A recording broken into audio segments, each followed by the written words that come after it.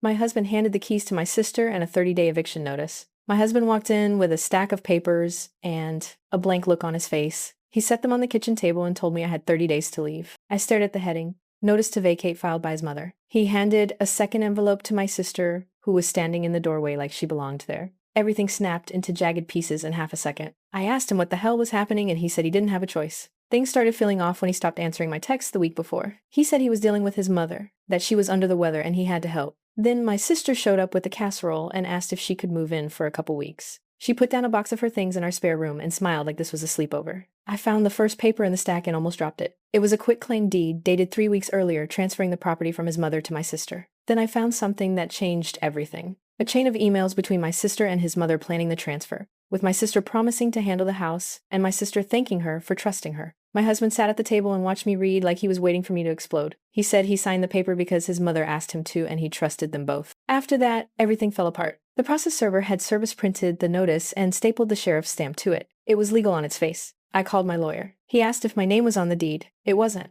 My rent and mortgage payments had been coming out of my joint account for 5 years. I had paid for half the renovations, half the landscaping, every new appliance. They told me legal ownership mattered more than who paid what unless I could prove otherwise. I dug through old bank statements until my fingers ached and pulled out a stack of receipts, invoices, and the money transfers where I paid contractors directly. My husband avoided my eyes when I showed him the receipts. He said he knew I'd covered more than my share, then shrugged like it was a math problem he couldn't solve. The court clerk called to tell me I could request an emergency hearing to stop the eviction while we sorted ownership claims. I went to the courthouse, clutching my folder and feeling like I was fighting a moving truck with a rope. In the waiting room, his sister sat across from me with her phone in her hand, bored. She scrolled like the fight wasn't about her bed and the pictures on the wall. During the hearing, the judge asked why a title transfer happened without my consent. His mother sent in a notarized letter claiming this was a family arrangement and that my husband was the only son and she wanted him taken care of. My sister spoke up and said she needed the house for tax reasons and would sign over anything that protected me. Her voice was soft and rehearsed. She said nice words that didn't match the papers in her hand. Evidence kept arriving.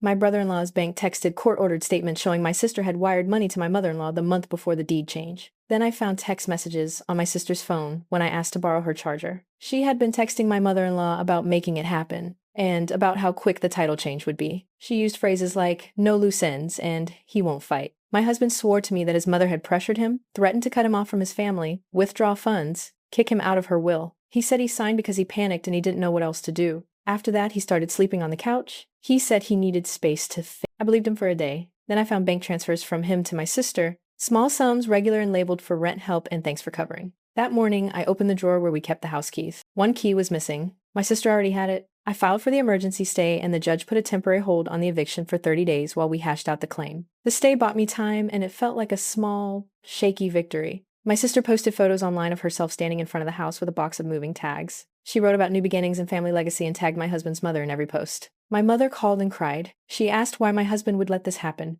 I told her he felt trapped, that he said his mother threatened him with estrangement. Then I found a voicemail my husband left for their mother a week before the deed was recorded. He sounded afraid and apologetic and begged her not to disown him if he didn't sign. He said he loved her and he would do anything to make her happy. After that voicemail, everything made sense and nothing made sense at the same time. He'd signed and still hands were covered in ink like guilt. My lawyer asked for proof of contribution and started drafting an equitable claim. We had the invoices, emails, my name on the credit card for renovations, my signature where I had co-signed on an appliance warranty. My sister hired a lawyer of her own and called me vetoing every attempt at mediation. She said she would fight and that my leaving would be better for everyone. I went home and tore the house apart looking for anything else, a deed, a will, a note from my husband's mother. In a drawer, I found a photocopy of a will with his mother as owner, and an odd clause that said she could transfer the property as she wished. I printed every receipt and every text and hand-delivered them to the courthouse the next morning. When the clerk stamped each page, I felt like I was adding bricks to a wall. My husband's mother showed up at mediation with a sympathetic look and a list of complaints about me. She said I had been difficult, that I wasn't the son she raised him to marry, that she had observed character issues. I told the mediator I had paid for half the house. I showed the contractor's ledger. She asked my husband if he remembered discussing the title transfer, and he looked like a child being asked if he stole cookies. He said his mother had asked him to sign a simple document to help her with estate planning, and he didn't read it. He said he trusted her.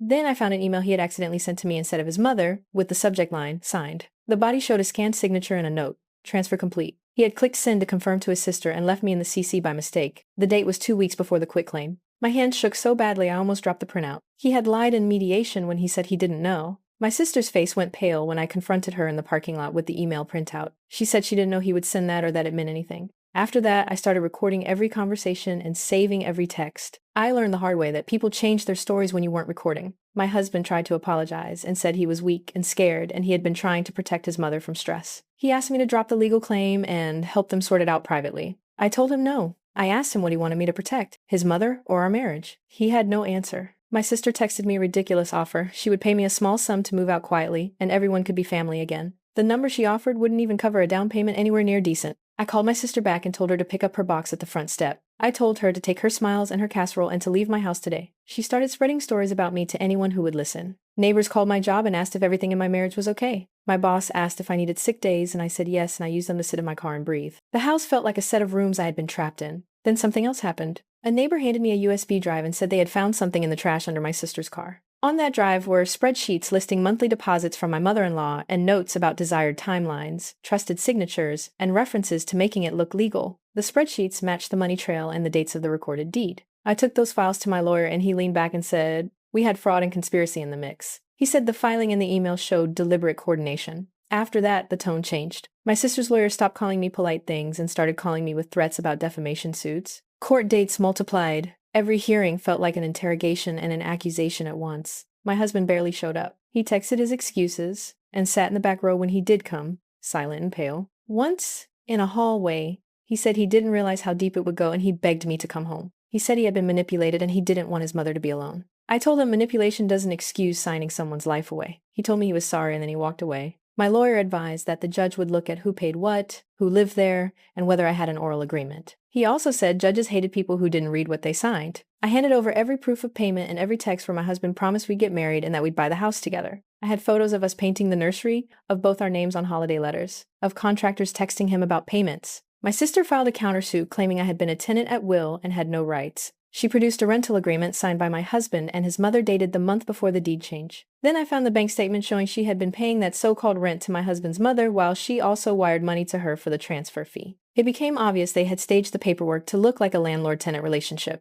The judge ordered a forensic audit and froze the deed until the court set a final date. That freeze felt like a temporary shell of safety. On the day we finally faced each other in a courtroom packed with 3 family members and a parade of lawyers, my husband stood and said he would accept responsibility. He told the judge he had signed without reading, and that his mother had threatened estrangement and cut off accounts. His mother testified she had legal right to manage property and that she was protecting her son's future. She said my sister was trustworthy and would care for the house. My sister lied under oath. She said she had no idea about the text and that the spreadsheets were fabricated by me to ruin her. Then a tech analyst asked to show the email headers. The headers showed the origin IPs linked to my sister's laptop for messages sent to my mother-in-law. The timestamps matched the deeds and the money transfers. After that, the whole case tilted. My sister's lawyer started whispering with his client, and her face drained. The judge asked for one more thing: proof of contributions to the property's maintenance and mortgage. I handed over a ledger I had kept for years, noting every purchase I made for the house, every tax payment I covered, every contractor check I'd written. Then my husband's stunned silence spoke. He had no ledger. He had no receipts. He had signatures on transfer papers and a voicemail begging his mother not to disown him.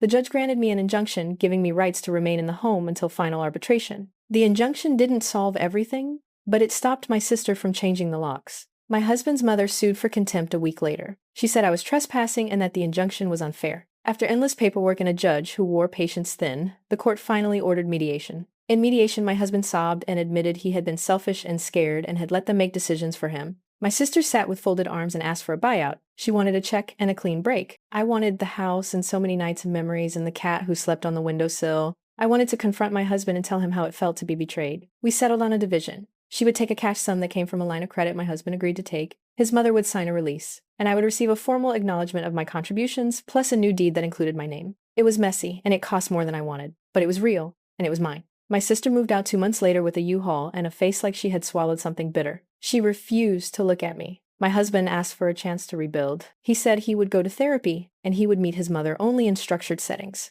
I set boundaries. No unannounced calls, no negotiations without me present, no keys left on the counter. We started couples therapy 2 steps forward and 1 step back. He showed up with receipts for counseling and a list of support groups. He cried more easily now. His mother stopped coming to holiday dinners. She sent cards and an annual check and a note that said she hoped we could find peace. My sister sent one text 6 months later with a picture of a new couch and a message that said congratulations and nothing more. I didn't respond. Months later, I stood in the kitchen and looked at the framed deed on the wall. My name was on it next to his. I still had moments where I flinched when someone knocked, where I waited for my husband's silence to harden into betrayal again. But then he would put down a cup of coffee, apologize for a forgotten chore, or bring flowers on a random Tuesday. People asked if I forgave him. I said I had set a boundary and he had started to hold up his end. My relationship with my sister ended up in a hallway of polite, occasional texts about family events and nothing beyond. She was my sister by blood, and we had a name for each other, but she no longer had a home in my life. I kept a folder with every document from the case. I kept the USB drive, the emails, the judge's injunction. I didn't want to forget that I had to fight. Now I go to bed without imagining my things bagged and on the curb. I still don't fully trust the future, but for the first time in months, I could breathe in my own kitchen. I still don't know if my husband will always choose me over him, but right now he was choosing to stay, to rebuild, and to be present. I told the judge during the last hearing that I wasn't trying to punish anyone forever. I said I wanted fairness and a life without people doing power plays at my expense. The judge nodded and signed the final papers. We left the courthouse with the deed in my bag and a tired relief sitting heavy in my chest. A year later, my sister had left town for a job and my mother-in-law had moved to a retirement facility far away. We had less drama and more quiet, and I liked quiet if it meant I could make decisions without fear. The house still needed paint and the yard needed work. We hired a landscaper and painted the living room together because this time the decisions were ours. Some nights I still woke up thinking someone was going to knock and hand me another paper. Then I would roll over, see the small bowl he left by the bed for the cat, and let my eyes close. I kept the keys to the house in my purse for a long time before I finally let them hang on the hook by the door. I put the legal folder on the top shelf in the office where I could reach it if I needed to, but wouldn't stare at it every day. My family called sometimes, not to beg or manipulate, but to ask how I was, and to invite me to dinner. We ate, and we talked, and we were careful with each other. I still didn't trust my sister. I didn't expect spring to bring a warm hug, but I had my home, my name on the deed, and the knowledge that I had fought for myself. I still didn't know if I made the right choices in every small exchange, but I knew I did what I had to do to keep my life from being handed away by people I loved. Months later, when my husband and I sat on the couch and watched a stupid movie, he reached over and held my hand. I let him hold it. We were not fixed, but we were both in the same room building something that hadn't been theirs to give away.